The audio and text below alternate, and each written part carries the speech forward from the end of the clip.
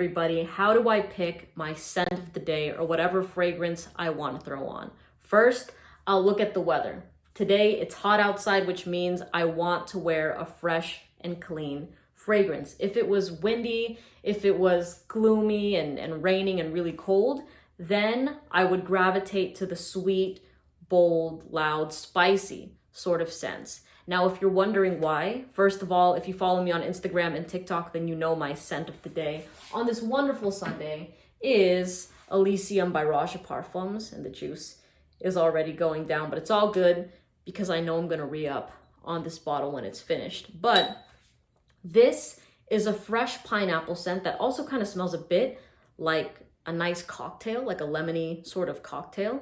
And if you're wondering, wait, why should I wear something fresh when it's hot? Why should I wear something sweet when it's cold? Well, think about the things you want to drink and consume when it's really hot outside. You know, most people want a refreshing beverage. They want a nice cold beer.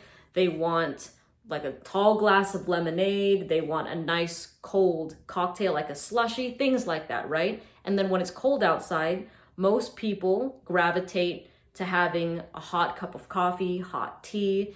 They want basically something that is going to warm them up. Now, it's not bad to wear fresh fragrances when it's cold outside, but just don't be surprised if the fragrance does not perform well. Like if you're wearing Elysium and it's 10 degrees Fahrenheit where you live and you're like, oh, this shit only lasted 30 minutes on me. This is garbage. Well, it's not meant to be a cold weather fragrance. You know, think about flowers, right? Do flowers bloom in the snow?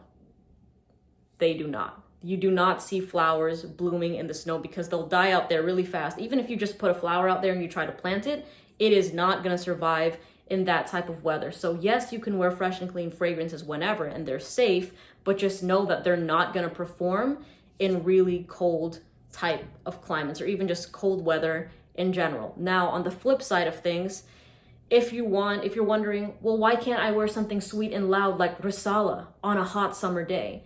It's because it can get really cloying and nauseating to a point where you might want to vomit because the scent is just super strong. So when you're wearing a fresh fragrance, let's take something like Elysium, right? And it has this citrusy kind of sourness to it. When that mixes with the heat, the heat turns fragrances just a little bit sweeter, right? So it has like that perfect amount of freshness. Like it's like a fresh glass of lemonade, right? It's not too sour. There's a sweetness to it. Think about that, right?